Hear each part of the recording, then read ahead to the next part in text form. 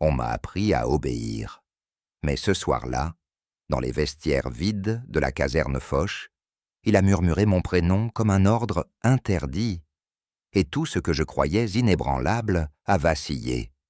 La frontière entre discipline et désir s'est soudain réduite au silence, un silence chargé d'aveux.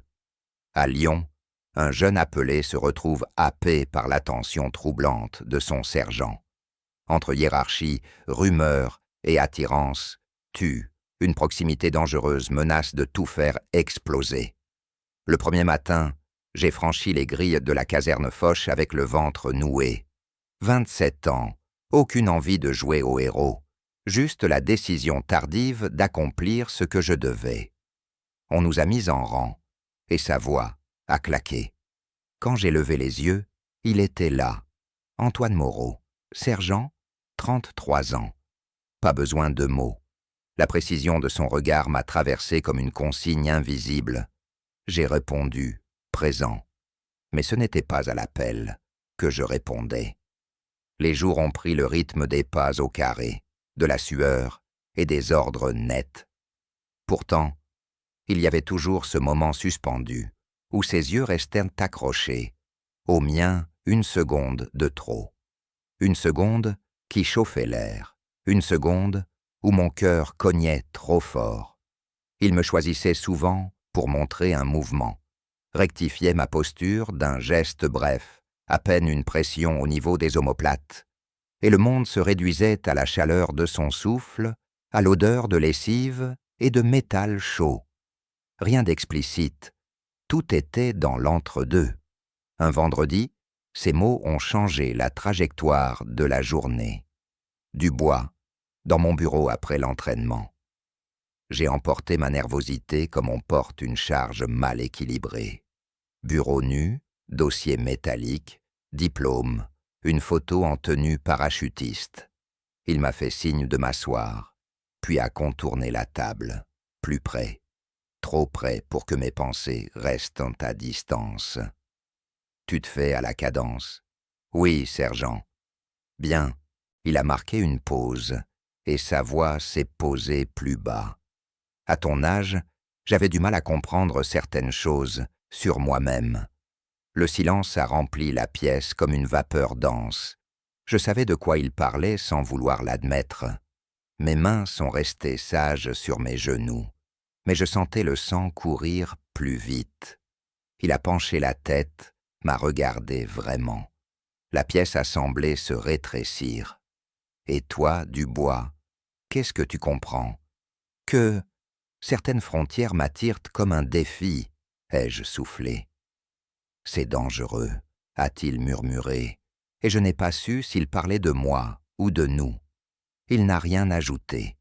J'ai quitté le bureau avec l'impression d'avoir poussé une porte dont on ne referme jamais tout à fait le battant. La semaine suivante, la routine a continué, avec une fissure. Chaque correction sur le terrain vibrait d'un non-dit.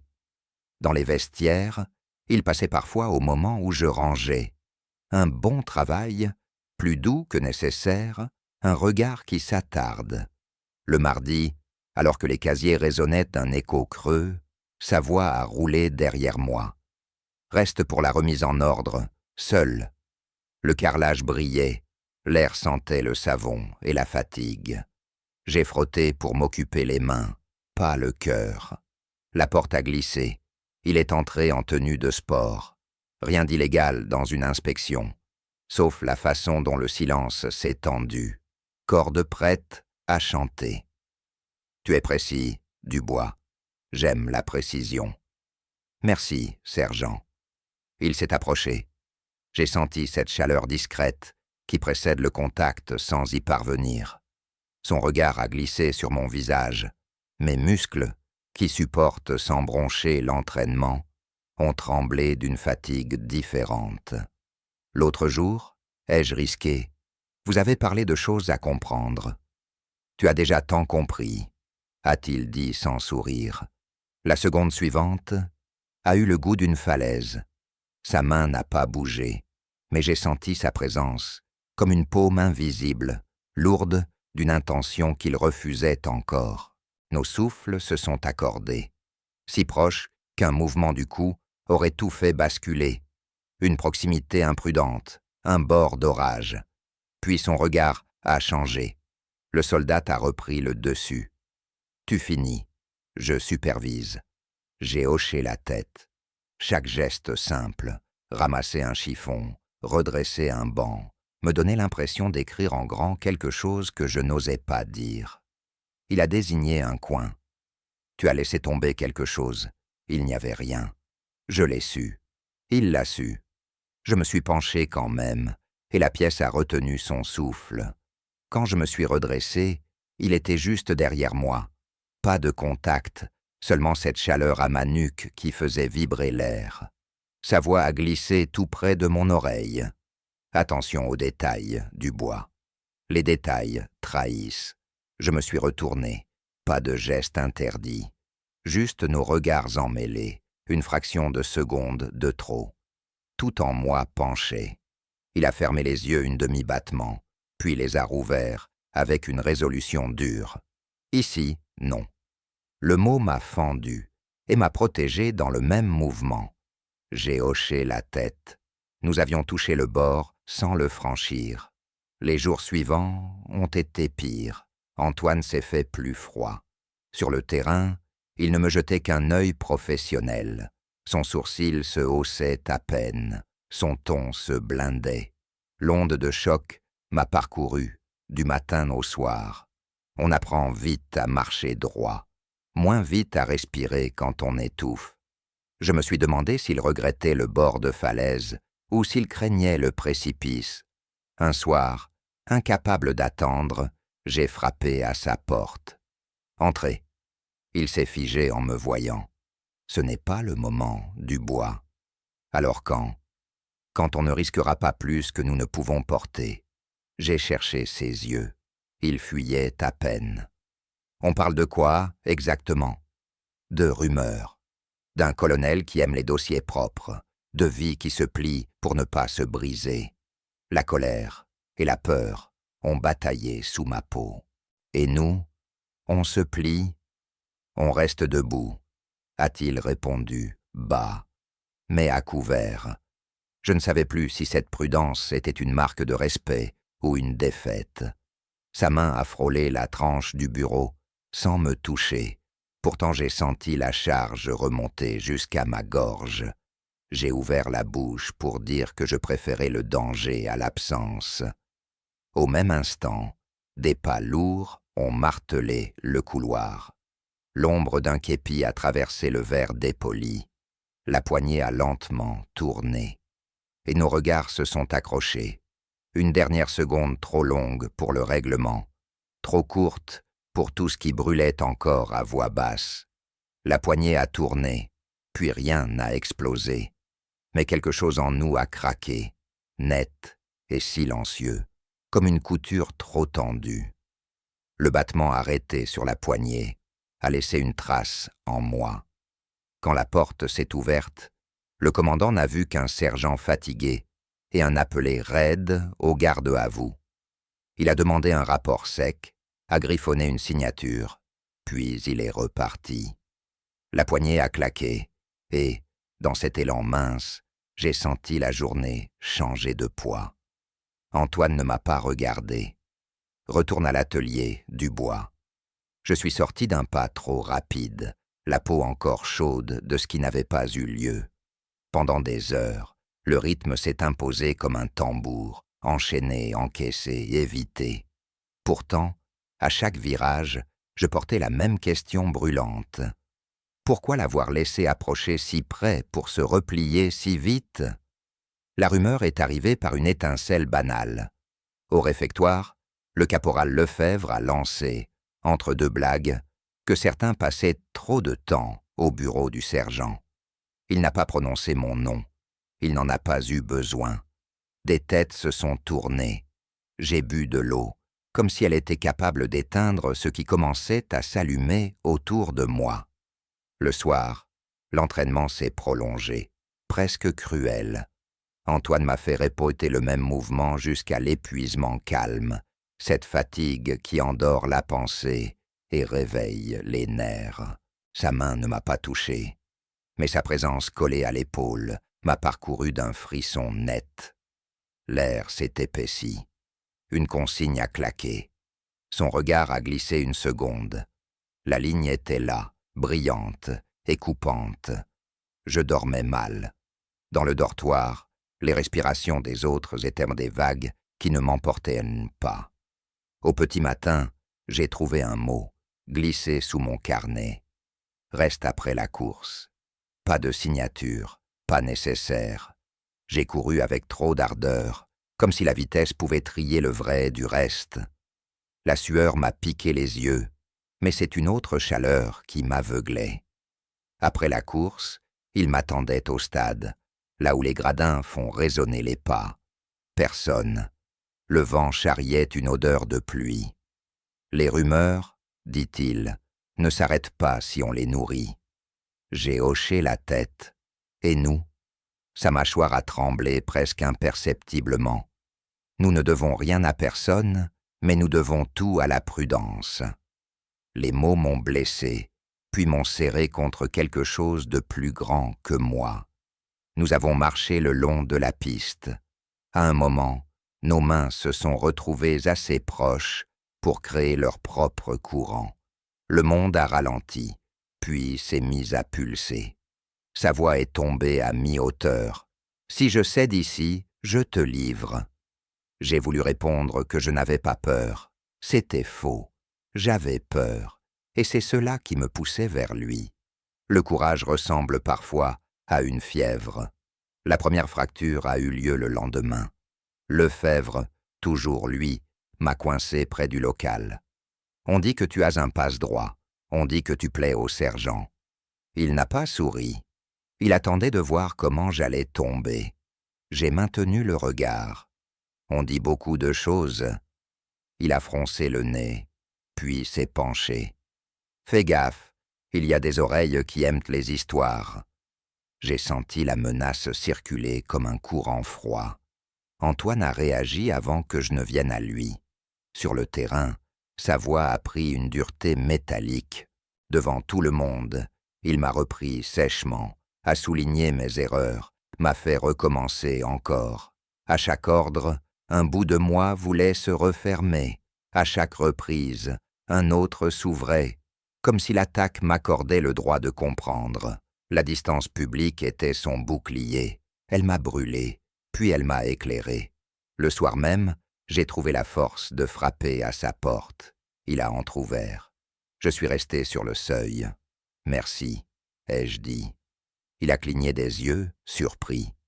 Pourquoi? Pour m'avoir protégé comme on repousse un feu, avec de l'air.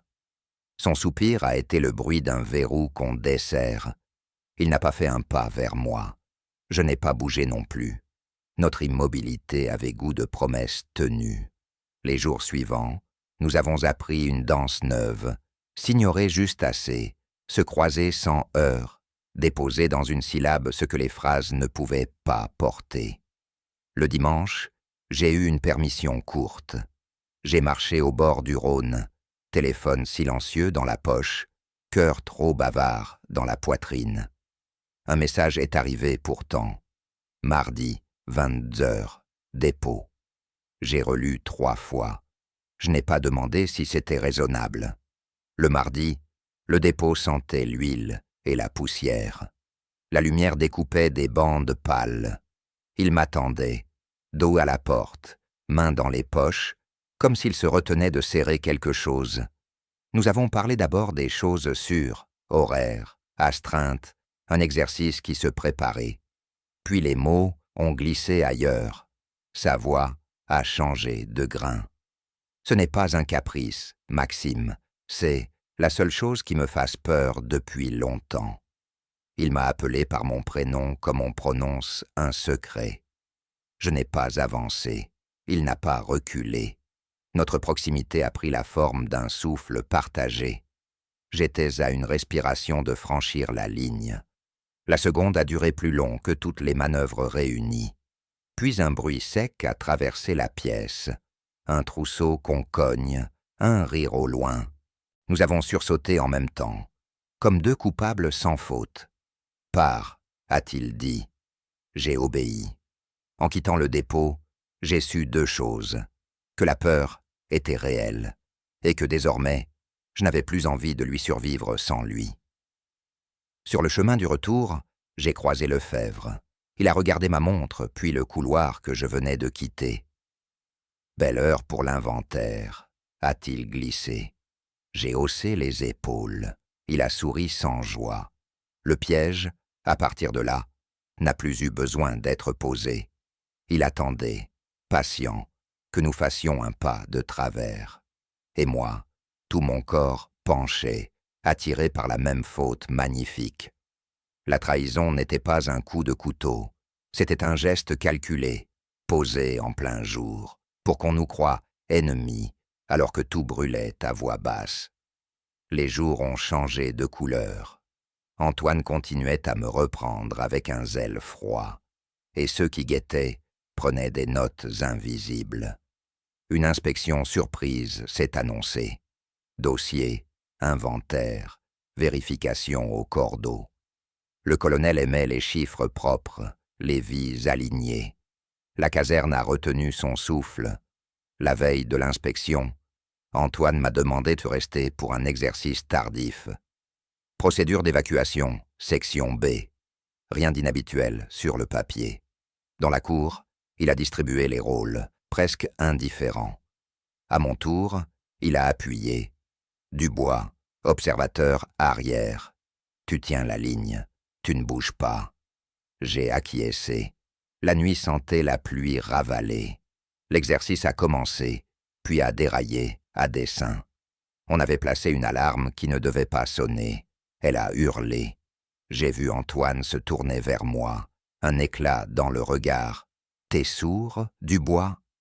La réprimande a claqué, publique, tranchante. Ce fut sa première trahison, nécessaire et coupante. La colère m'a mordu. Je l'ai laissé passer. Je savais qu'il construisait autour de nous une paroi mal aimable. Je détestais sa précision, et j'en dépendais. Après l'exercice, il m'a retrouvé près du portail. Les caméras faisaient leur petit bruit électrique. « Tu m'en veux ?» a-t-il dit sans marquer d'interrogation. « Oui », ai-je répondu, trop vite. Il a fermé les yeux, une seconde. « J'ai choisi de perdre ta confiance plutôt que ton avenir. » Le mot m'a brisé, puis m'a remis debout. « Alors cesse de me parler comme à un soldat, et dis-moi si tu veux de moi. » Son souffle a accroché ma peau sans permission. « Je veux », a-t-il dit. C'était la première fois. Le Rhône nous a reçus comme une promesse sobre. Nous avons marché sur les quais, invisibles à force de ressembler aux autres. Il parlait peu. Ses silences étaient des aveux. Sous un pont, la ville a fait écran. Nous nous sommes arrêtés. Nos épaules se sont trouvées à la mesure exacte de la catastrophe.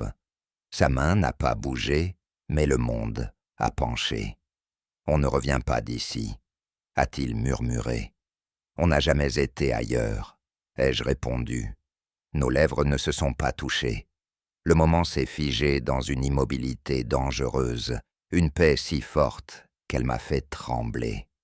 Le lendemain, Lefebvre a remué la boue. Il a déposé un rapport anodin sur des retards, des maladresses, des affinités perturbantes. Rien d'accusatoire, tout d'insinué. Le colonel a souligné, a demandé des explications. Antoine m'a convoqué, porte ouverte, ton neutre. Vos horaires, Dubois, vos déplacements? J'ai répondu court. Il n'a pas levé les yeux. Je pouvais l'aimer pour cela. Il ne cherchait pas de refuge dans mon regard. Au milieu de la matinée, l'inspection a débarqué dans le vestiaire. On a fouillé, aligné, interrogé. Mon téléphone est resté muet, presque innocent. On m'a demandé mon code.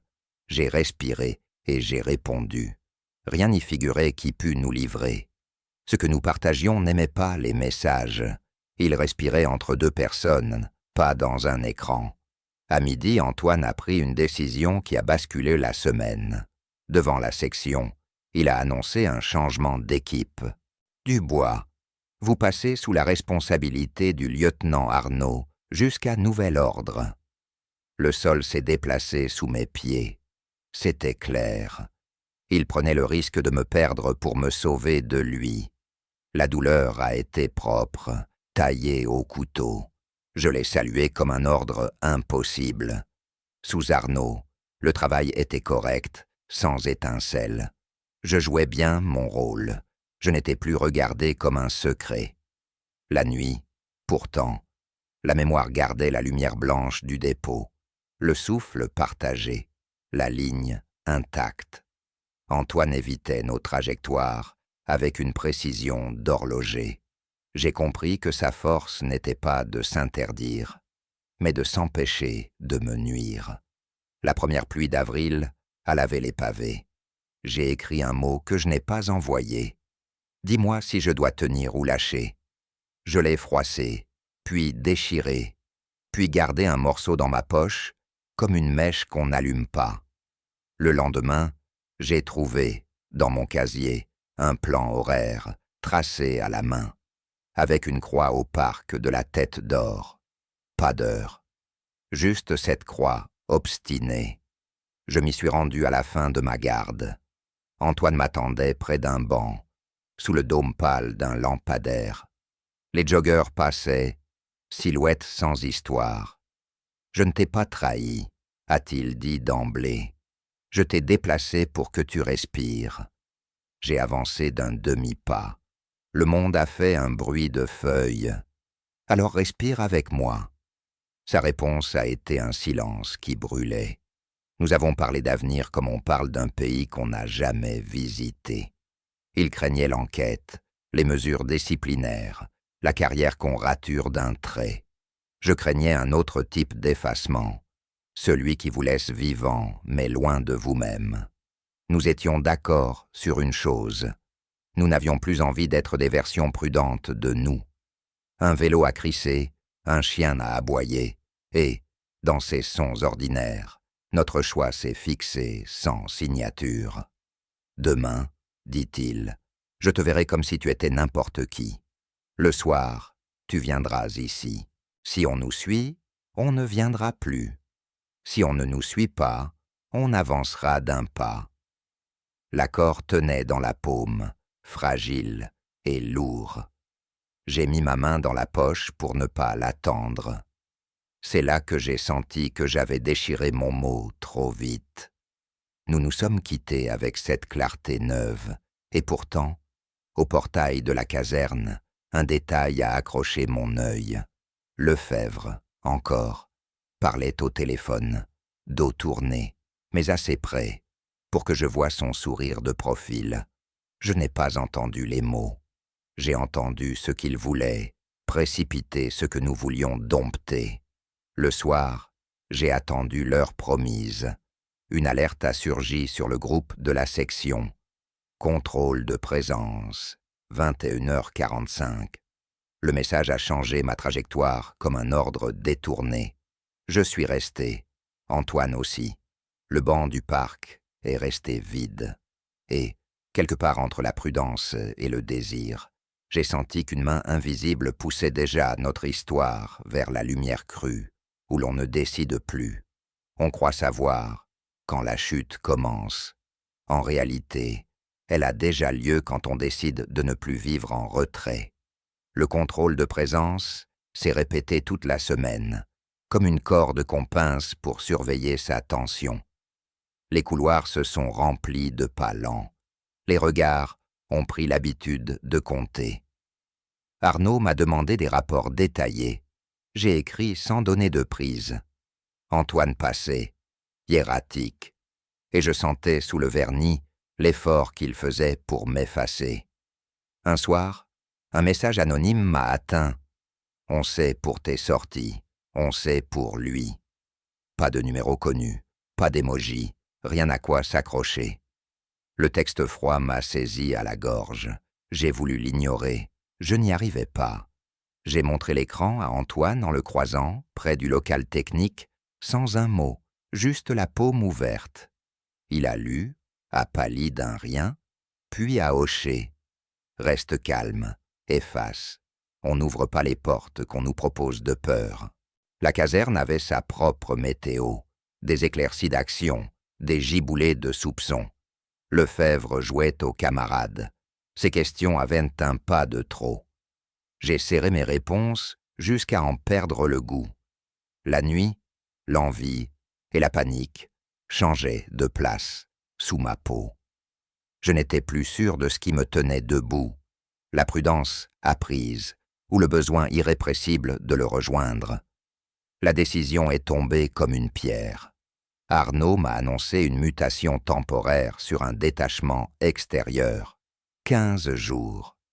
Pour te former, a-t-il dit. Le mot a eu l'élégance d'un alibi. Antoine a évité mon regard. J'ai compris qu'il n'était pas l'auteur, mais qu'il acceptait ce mur entre nous. Tu reviendras, a-t-il lâché, très bas, en me croisant à la sortie.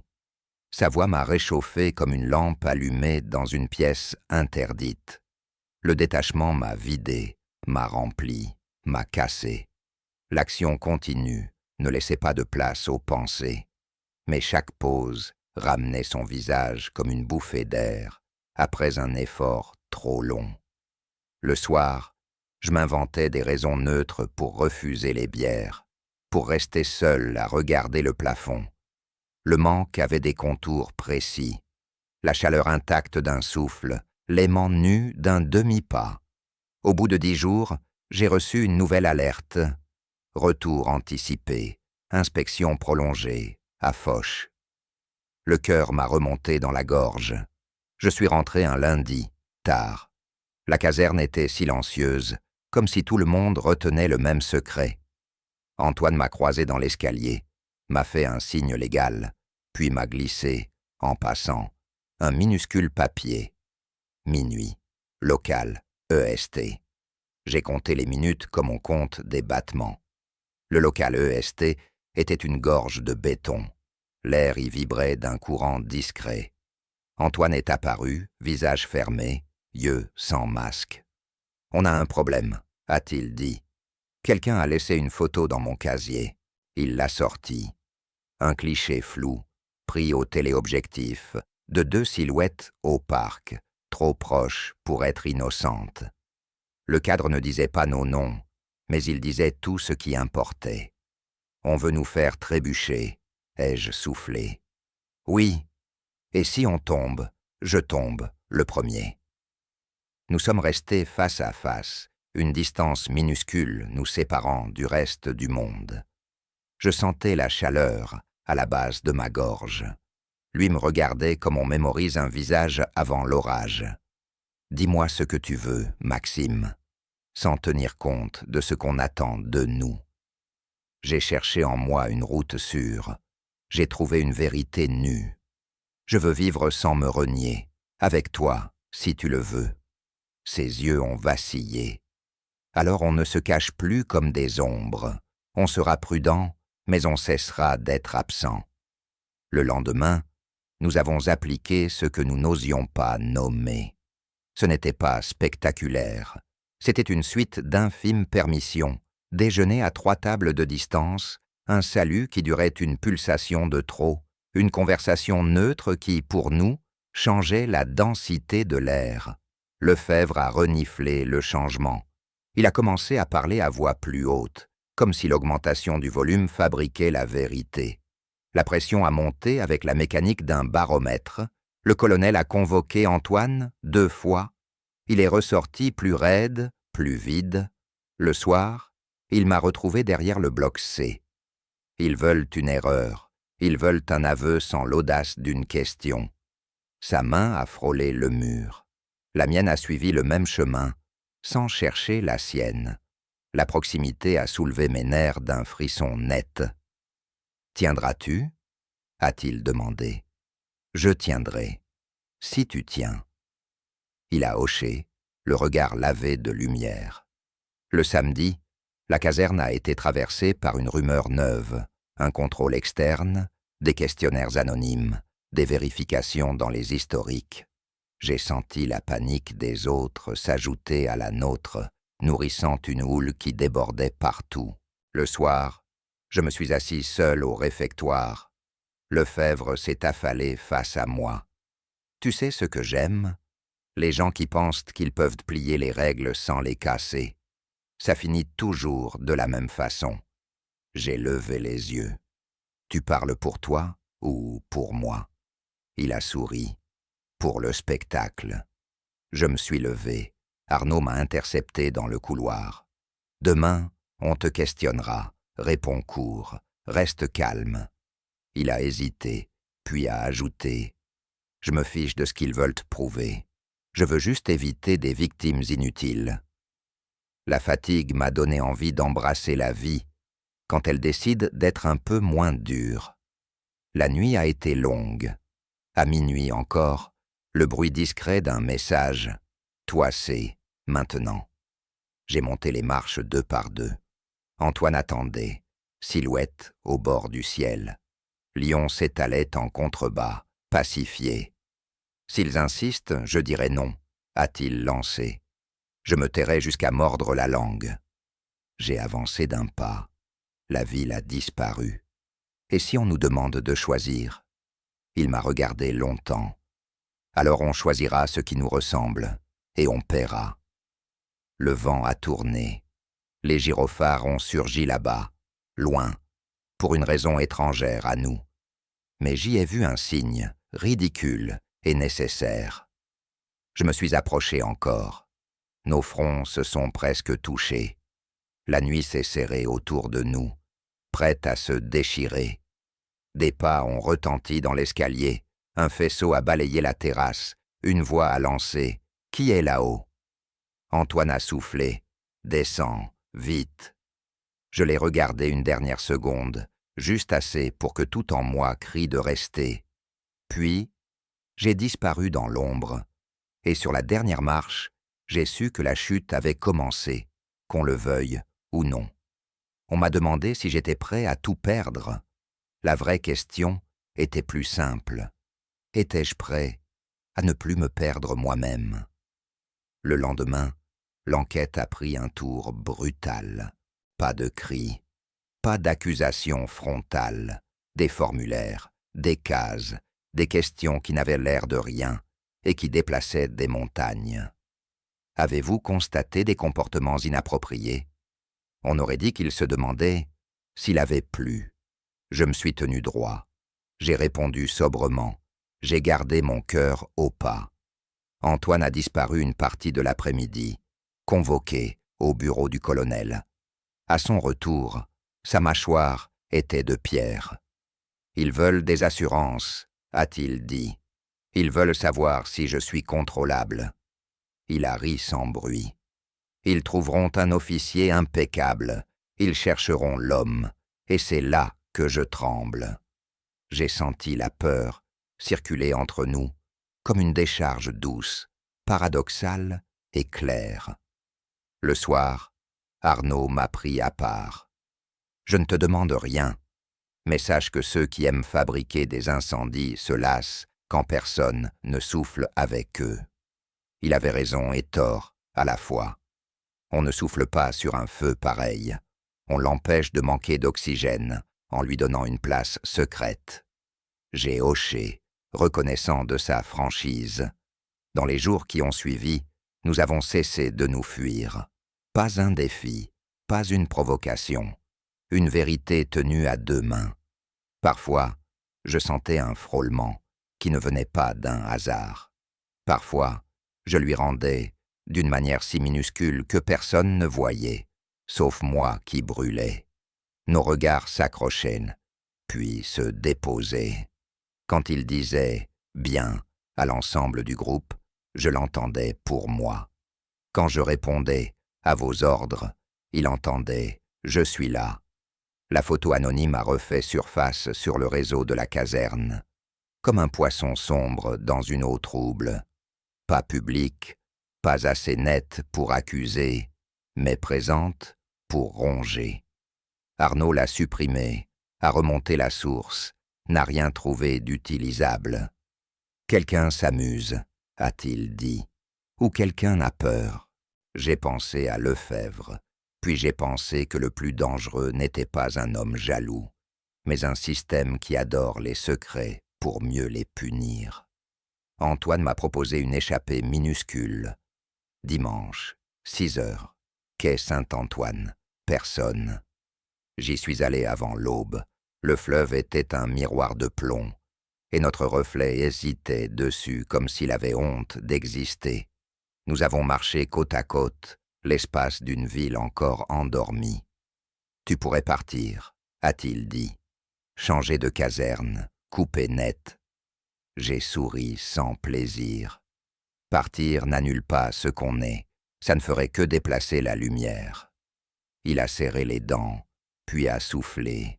« D'accord, alors reste avec moi. » Les mots m'ont traversé comme une promesse qui s'imprime sans signature. À midi, une note de service a tranché. Reconfiguration des équipes, redistribution des tâches, contrôles allégés. La houle a décru d'un cran.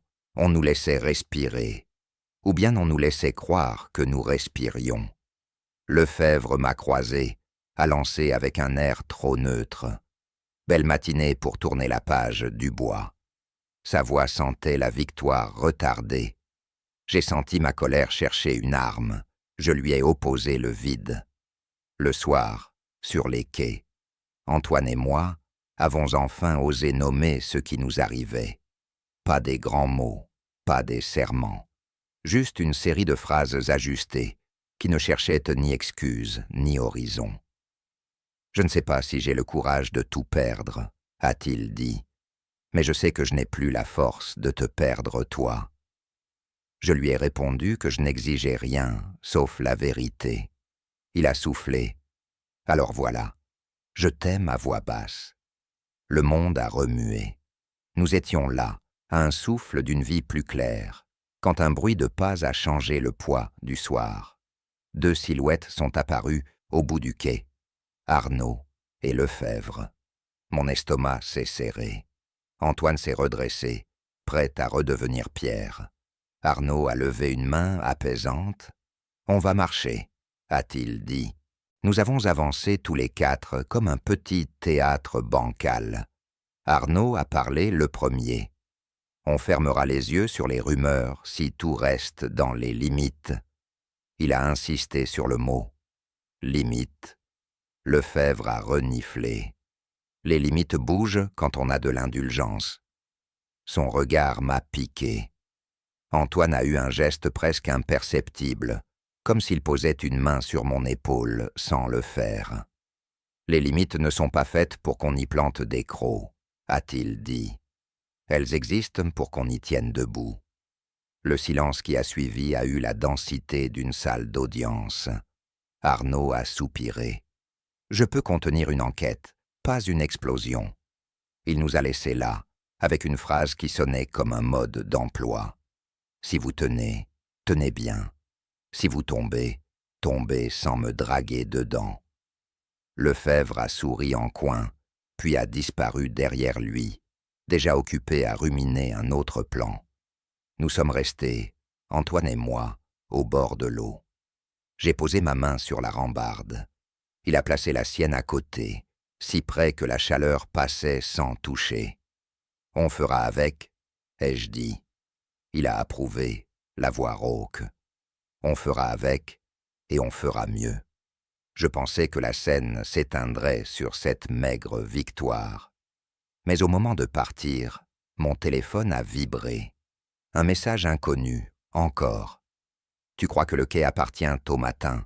Regarde mieux. » Une pièce jointe, j'ai cliqué.